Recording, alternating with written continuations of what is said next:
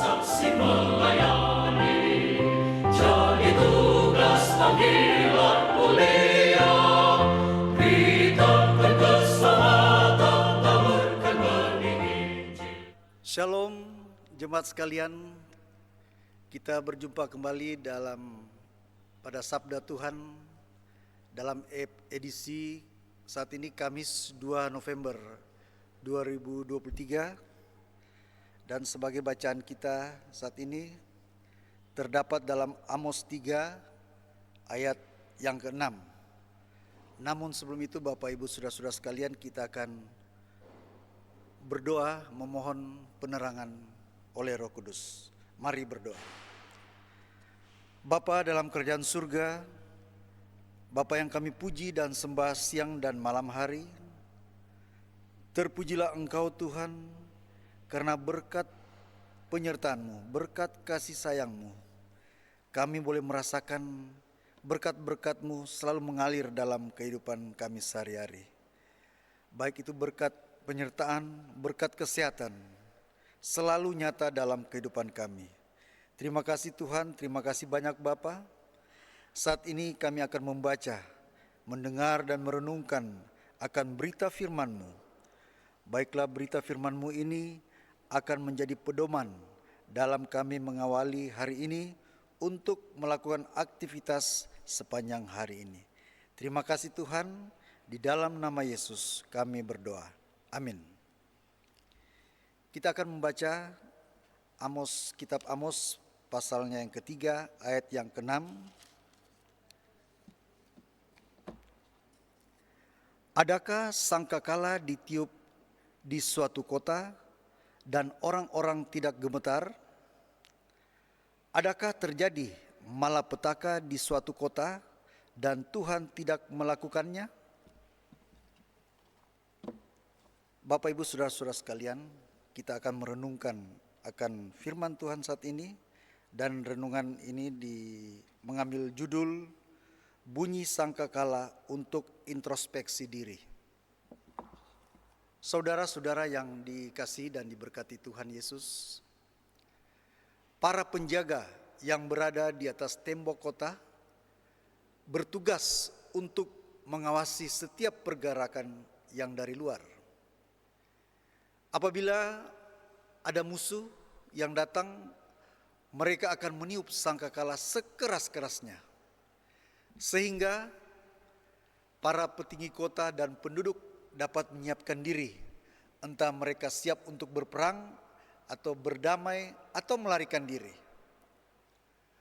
Bunyi sangkakala dalam situasi seperti ini biasanya menimbulkan kepanikan dan ketakutan. Mereka pikir bencana akan segera datang. Malapetaka akan menghampiri. Di balik semua bencana, ada yang datang dari Tuhan. Misalnya kehancuran adalah bentuk dari suatu hukuman, bukan sekedar kecelakaan, bukan sekedar kesialan, bukan sekedar kekalahan perang, bukan sekedar perubahan peta militer internasional. Tuhan Allah memang mendatangkan kekalahan perang sebagai suatu hukuman. Dia sudah menyiapkan bangsa Asyur sebagai alat hukuman atas pelanggaran bangsa Israel.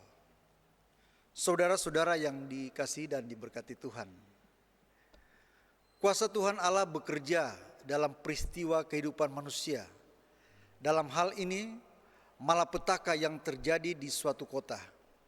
Artinya, dalam setiap peristiwa yang dialami oleh bangsa Israel adalah kehendak Tuhan Allah yang dinyatakan. Dengan kata lain, ayat ini menjadi seruan bagi bangsa Israel untuk introspeksi diri dan merefleksikan peristiwa yang mereka alami berkaitan dengan panggilan dan keterpilihan mereka serta relasi dengan Tuhan Allah. Saudara-saudara yang dikasihi dan diberkati Tuhan, firman hari ini juga mengingatkan kita untuk introspeksi diri. Apakah kita sudah melakukan hal yang terbaik dan benar-benar di tengah jemaat jemaat, dan masyarakat dimanapun kita pergi dan berada.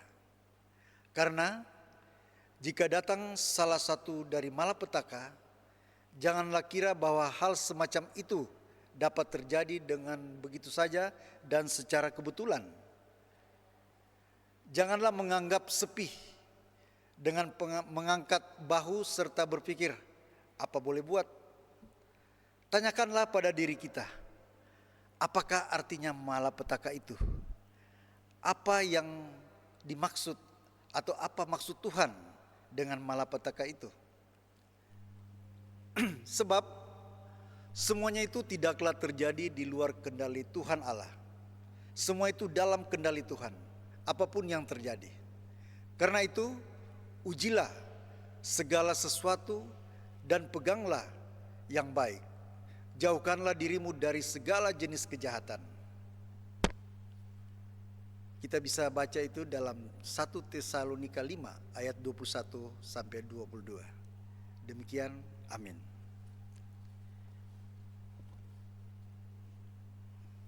Mari berdoa. Terima kasih Tuhan atas berita firman-Mu yang sudah kami renungkan tadi. Baiklah firman-Mu ini akan menjadi suatu pedoman dalam kami hidup sepanjang hari ini berjemaat dan bermasyarakat. Ya Bapa di surga, tolonglah kami agar dapat melakukan firman-Mu ini dalam setiap langkah perjalanan hidup dimanapun kami pergi dan berada, supaya kami tetap diberkati dan menjadi berkat bagi semua orang. Dalam nama Yesus Kristus kami berdoa. Amin.